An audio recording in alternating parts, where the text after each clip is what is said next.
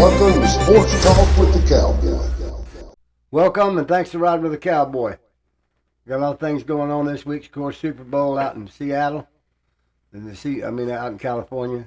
The Seattle Seahawks against the New England Patriots in a tough match Sunday afternoon, 6:30. Seattle representing the NFC, New England representing the AFC. Sam Darnold, going to be a big game for him. See if he can get to the last game and win that Super Bowl trophy for the Seattle Seahawks.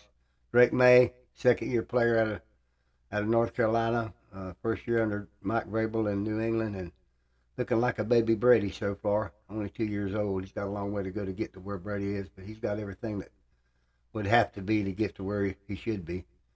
And maybe he'll put his first name on a first trophy 2 years in. We'll see on Sunday afternoon. We'll see if Sam Darnold, the guy that the Jets got and said couldn't play, and 2 or 3 teams kicked to the curb, and the Vikings, he took him in and he won 14 games and then let him go. So that's a fluke.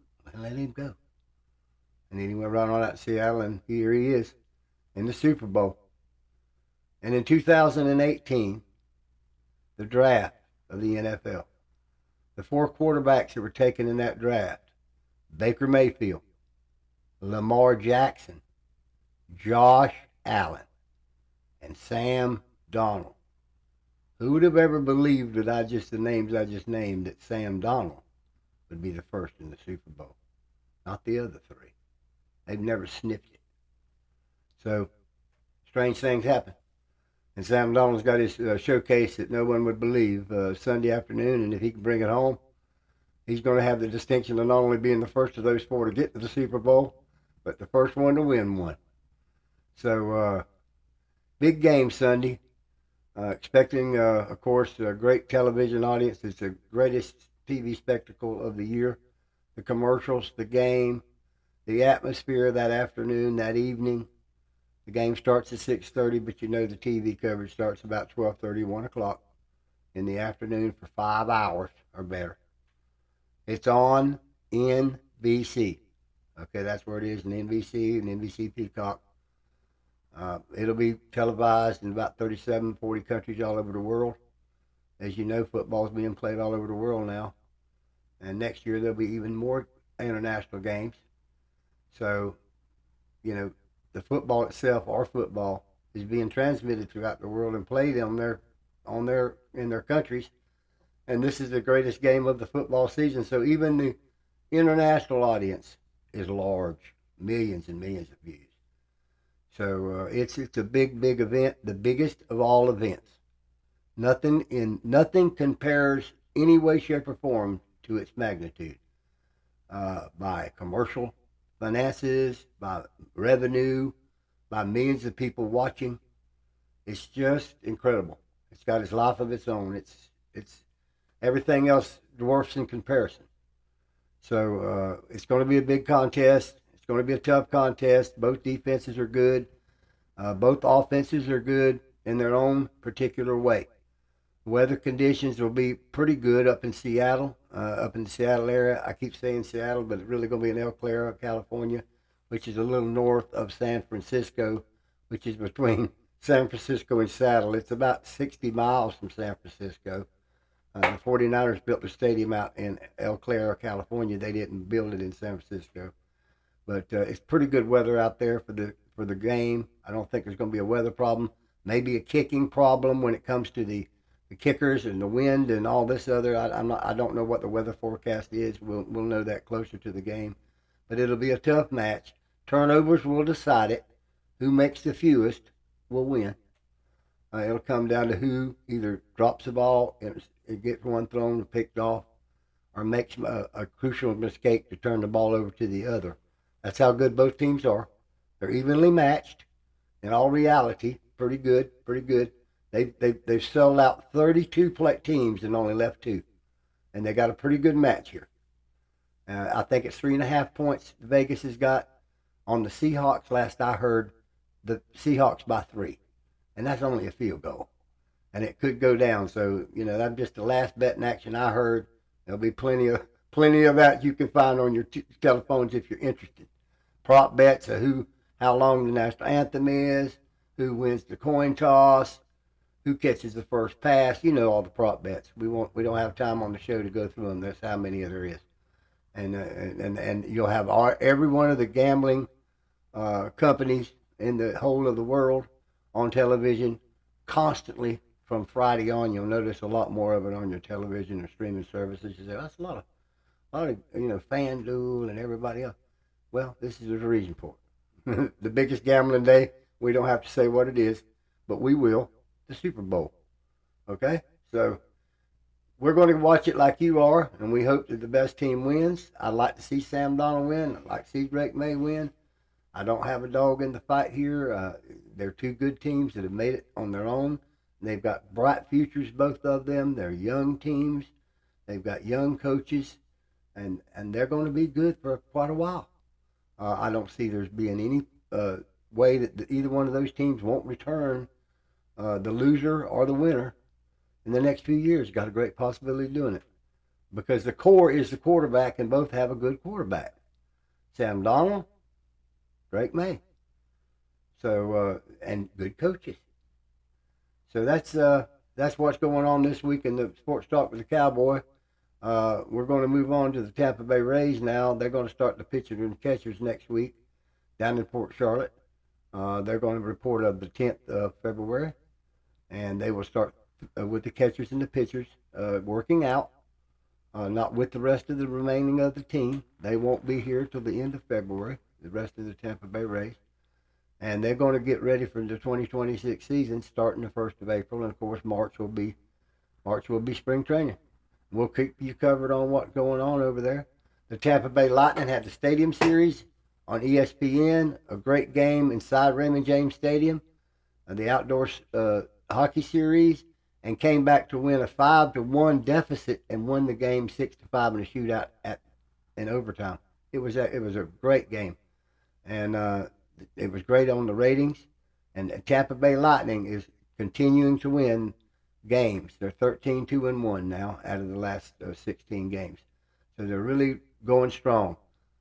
Nevertheless, sadly, like we spoke last show, they'll have to stop the hockey season yesterday. So no more hockey. All the National Hockey League went back to whatever country they're going to play for to get ready for Friday's opening ceremony of the Milan Winter Olympics. So the hockey players are all gone. They will be for about 3 or 4 weeks. We won't be able to give you much Tampa Bay Lightning update because they're on this one to Sweden, that one to Germany, this one to the United States, that one to Canada, wherever they come from. And we got about 9 of ours that's going to be playing. And the rest of them, well, they don't play. They just stay home and enjoy the Olympics. So we'll keep you posted on the Olympics. We'll keep you posted when the Lightning gets back. They had that big game against Boston we all saw on ESPN Sunday night. Nothing much more happening. We're going to have Waste Management Golf Tournament starting up Thursday out in Phoenix, Arizona. The PGA Tour has started last week in Torrey Pines, the Farmers Tournament, where Justin Rose won that tournament. And it was in beautiful San Diego, and everybody was in shorts, and it was 85 degrees. And moving on to Phoenix this week, the PGA Tour, because golf is back. And it's starting in the warm climates, and it'll be in Florida, the Valspar, Copperhead, over in Palm Harbor in March or April of this year. The PGA stop in Florida, nearest to Tampa. And so we're getting ready. The golf season has began. And one tournament down the books, and one's going to happen this weekend. That's something you can tune into. Nothing more happening, no racing, no automobiles till another week and a half up in Daytona. We'll get you started when the Daytona NASCAR 500, getting ready for the Daytona 500 middle of February, which is only about a week and a half away. We'll keep you posted on that. We'll go to your questions tonight. The first question is from Barbara, and Barbara wanted to know what I thought about hiring of Zach Robinson. Barbara, I think Zach Robinson, as offensive coordinator, will do a good job for Tampa Bay. Don't know how it'll all work out until we get all the players and all the schemes set up and who we're going to get in free agency, who we're going to get in the draft, and a lot of variables. But I think he's going to do a pretty good job. I think he'll do as good a job as Grizzard did. And I think Grizzard didn't do that bad of a job, really, Barbara, because, listen, his line was shot. He didn't have a line from the game one. He was moving people around, and the line he had couldn't block good enough and beat up Baker to the point he couldn't even play after the half of the season. So, you know, if everything goes right with Zach Robinson, I think he can make a great rebound. God bless you for your question, Barbara. Thank you. And the next question is from Thad, and Thad wanted to know what I thought about Joe Montana's record being beating on yardage in the Super Bowl this year.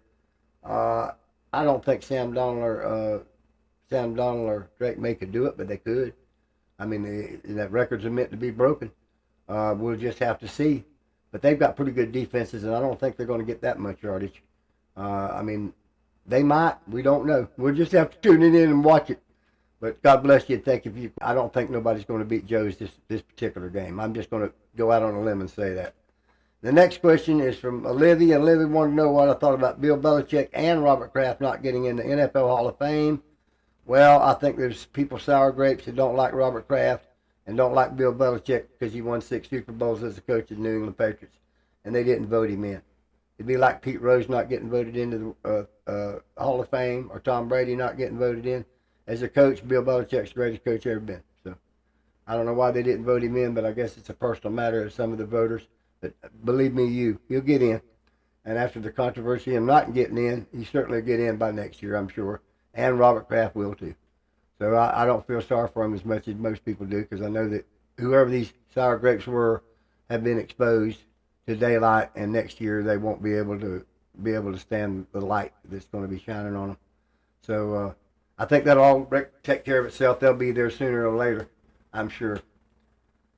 Well, I want everybody to enjoy the Super Bowl experience. It's the last of the football season in 2025 and 2026, and we'll get started with a new one in March. Free agency starts the 9th of March for the Tampa Bay Buccaneers and the rest of the 31 teams of the NFL. So after the Super Bowl, there won't be any NFL for a minute, except for the parade of whoever wins the game. Get you some chicken wings out, some pizza, some good food, some good company. Get everybody together. Get you good television, and enjoy the game. And until next show, God bless you, Cowboy out.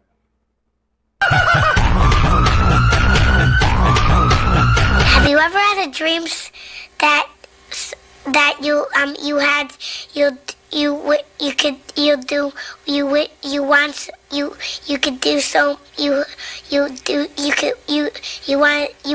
him to do you so much you could do anything?